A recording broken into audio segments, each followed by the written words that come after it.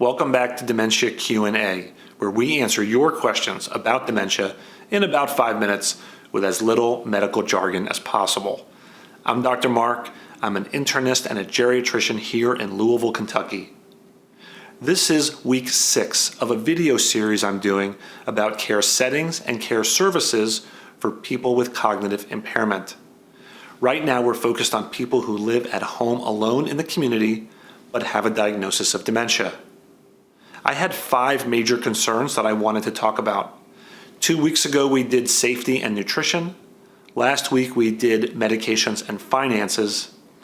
This week I want to talk a little bit about a major concern of mine for people who have a diagnosis of dementia and are living alone, and that's isolation and loneliness. Loneliness is on a lot of people's minds these days. It's been shown to be pervasive in our society, and actually it's been associated with poor health outcomes.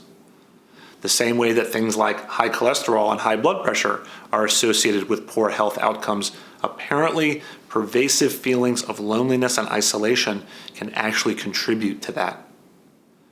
When one has a diagnosis of dementia, memory loss itself can cause isolation, not just for the person who has it, but for caregivers as well. So it's important that we talk about it a little bit. What can you do if you're looking at living alone with a diagnosis of dementia? What could you find in your community in terms of resources? And what is it that technology might be offering us to think about how to combat loneliness and isolation a bit as well? Let's start with what you can do.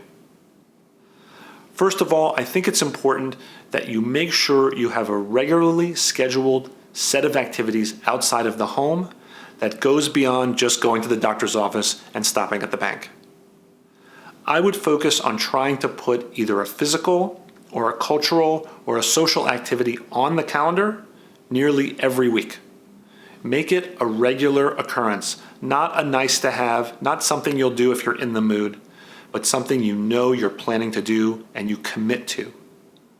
If you can commit to it with somebody else together, so much the better, but that's not always possible.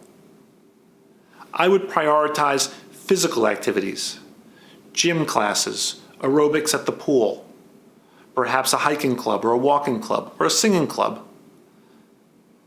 Getting physical activity is meaningful and helps stay sharp and alert. Next, I would look to cultural activities, book clubs, book readings perhaps, tours in museums, even a class at a local college or university. Just because you have some memory loss doesn't mean you cannot engage these institutions and these activities the way you always used to, and it doesn't mean that you're any less interesting to meet from somebody else's perspective. You can still meet new people and they can delight in meeting you. Let's talk a little bit about how communities are really trying to address loneliness and isolation among older adults. One of the most interesting movements is called the Village movement. Nearly 300 plus communities nationwide now. The villages are essentially networks of older adults who come together to share resources, access to transportation, access to home repair organizations, access to healthcare services, and they also do social things. And they bring cultural events into the group or they go out to them together. It's really blossomed quite a lot in the last 5 years. So check out the Village movement or start your own village. There are resources to do that. I'll put those in the comment section below. Other communities have started actually making telephone calls to seniors who live alone all year long. Just enough to make sure that they know someone's thinking about them, someone cares about them, and listening to what's going on in their life. There's other programs in other towns where college students are being put together with older adults, so the college students have room and board, or at least a room, and the older adult has a little bit of help around the house, and all of a sudden cross-generational connections are made and people feel less isolated. Let's think a little bit about what we can do just to stay in touch with our family and our friends. There's always the phone, but technology is offering us opportunities to connect in ways beyond just the check-in call, which itself can be very meaningful. I make a phone call almost every day to my uncle who's a dementia caregiver. I know that even if it's short, it's meaningful.